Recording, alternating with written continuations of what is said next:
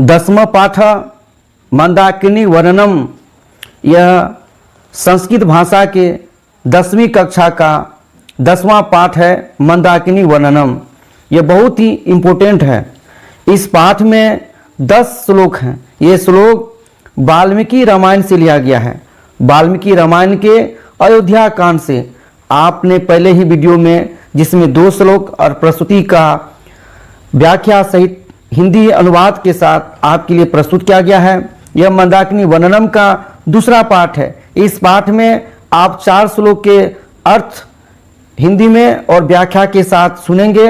आप हमारे साथ शुरू से अंत तक बने रहें। यह बहुत ही इम्पोर्टेंट है आपके मैट्रिक परीक्षा के लिए, साथ ही साथ आपके ज्ञान के लिए भी यह पाठ बहुत ही महत्वपूर्ण है। साथियों, आप जानते हैं कि 14 वर्ष के वनवास के क्रम में श्री राम अपनी पत्नी सीता जी और लक्ष्मण के साथ वनवास को जाते हैं। इसी वनवास के क्रम में वे चित्रकूट को भी जाते हैं। इसी चित्रकूट में मंदाकिनी नदी के किनारे वे अपनी कुटिया बनाते हैं और वहीं निवास करते हैं। तो वहीं मंदाकिनी नदी का जो है खूबसूरती का, सुंदरता का वर्णन श्री राम ने अपने शब्दों में किया है और सीता माता को संबोधित करते हुए कहते हैं।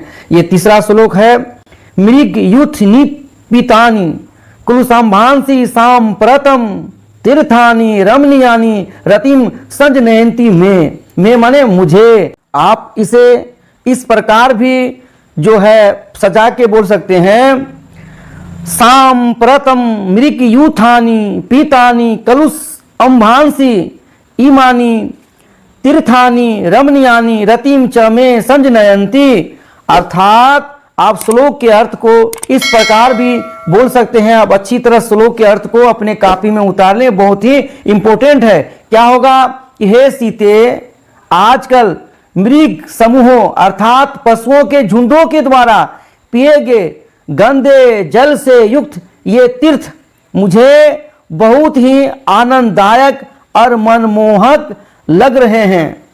एक बार फिर से सभी पदों के अर्थ। मृग मीन्स पशु, यूथ मीन्स समूह, निपितानी मीन्स पिए हुए, कलुषम मीन्स गंदे, अंभांसी मीन्स जल, सांप्रतम मीन्स आजकल या इस समय, तीर्थानी मीन्स तीर्थ या नदी, रमणीयानी मीन्स रमणीय, रति मीन्स आनंददायक, संजनयंती मन मोह लेते हैं, मैं माने मुझे। चौथा श्लोक है, जटा जिन्धरः काले वल्क्लोत्तर वाससः ऋषयस्तव वगाहन्ते नदीम मंदाकिनीम प्रिये। आपको पहले ही बताया जा चुका है, मंदाकिनी देवी गंगा, गंगा नदी का दूसरा नाम है, पर्यायवाची है मंदाकिनी। तो आप पदों के अर्थ को पुनः देखिए। जटा जिन्धरा, जटा मीन्स जटा जो माथे के ऊपर जो जटाधारी होता है, जटा जिन्धरा और मृग, मृग चर्म माने पशुओं का चमड़ा धारण, धरा मीन्स धारण करने वाले, जटा और चमड़े, किसका चमड़ा?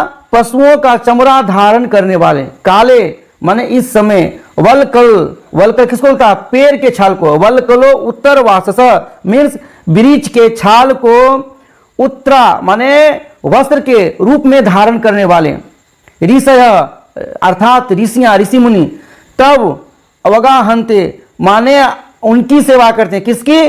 मंदाकिनी नदी की। नदीम, नदी मीन्स नदीम, मंदाकिनी प्रिय।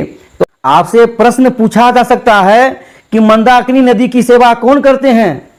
तो आपका उत्तर होगा ऋषि। पूछेगा ऋषियां, ऋषि किन वस्त्रों का उपयोग करते हैं? तो आपको बताना होगा पेड़ के छाल को वस्त्र के रूप में धारण करते हैं। वस्त्र के रूप में किसे धारण करते हैं? तो पेड़ के छाल को। उस समय कपड़े नहीं मिला करते थे, प्राय लोग पेड़ के छाल को वस्त्र के रूप में धारण करते थे। ऋषि लोग कैसे थे? तो जटाधारी थे और मृग अर्थात पशुओं के चमड़ा को धारण करते थे। पहले के आदि युग में मनुष्य पशुओं के चमड़े को और पेड़ों के छाल को वस्त्रों के रूप में धारण करते थे। तो ये श्लोकार्थ क्या हो जाएगा कि हे प्रिय सीता, इस समय जटाधारी और पशुओं के चमड़े को धारण करने वाले, पेड़ के छाल को वस्त्र के रूप में धारण करने वाले ये ऋषि इस मंदाकिनी नदी की सेवा करते हैं। आदित्यम प्रतिष्ठन्ते नियमात ऊर्ध्व बाहुः एते परे विशालाक्षी मुनयः संसित वरतः। आप जो है इसका विस्तारित रूप से ऐसे भी पढ़ सकते हैं इसको करके, हे विशालाक्षी एते परे संसित व्रतः मुनयः ऊर्ध्व बाव नियमात आदित्यम उपतिष्ठन्ते। अर्थात हे विशालाक्षी, विशालाक्षी किसे कहा गया है? तो माता सीते को, कि हे माता सीता, हे विशालाक्षी, हे सीते, एते परे संसित व्रता, ये परे महान, एते मीन्स ये लोग, परे मीन्स महान, संसित व्रता, संसित व्रता मीन्स पवित्र, पवित्र व्रतों को करने वाले, मुनयः कौन? मुनि लोग, ऊर्ध्व बाह, बाहों को उठाकर, नियमात नियम पूर्वक से, आदित्यम, आदित्य अर्थात सूर्य की, उपतिष्ठन्ते उपासना करते हैं। हे बड़ी बड़ी आंखों वाले सीता, ये पवित्र व्रतों को करने वाले मुनि अपने दोनों बाह को उठाकर नियम पूर्वक, नियम से सूर्य देवता की उपासना करते हैं। हम सभी मनुष्य को भी, सभी छात्र छात्राओं को भी प्रातः स्नान करना चाहिए और सूर्य को अर्घ्य देना चाहिए। तो जो मुनि लोग होते थे वे सवेरे प्रभात काल में नदी में स्नान करके सूर्य को अर्घ्य देते थे। इसका सूर्य को सवेरे सवेरे अर्घ्य देना वैज्ञानिक और धार्मिक दृष्टिकोण से महत्वपूर्ण है, लाभदायक है। चलिए अगला जो है श्लोक जाते हैं, छठा श्लोक। छठा श्लोक है, मारुतोद धूत शिखरे है प्रणृत इव पर्वतः पादपे है पुष्प पत्राणी सृजत भीर भीतो नदीम। मारुतोद धूत शिखरे, मारुत बोलता है हवा को, हवा के द्वारा, शिखर मीन्स चोटी, हवा के द्वारा चोटी को उड़ाते हुए, माने चोटियों को हिलाते हुए, चोटी मीन्स फुनंगी, प्रणृत लगते हैं, इव, इव मीन्स के समान, पर्वत, पर्वत मीन्स पर्वत, पाद पे है, पाद पे मीन्स पेड़ पौधे, पुष्प पत्राणी फूल और पत्तियां, त्रिजद भी सजे हुए, अभितः चारों ओर से, नदीम इस नदी के।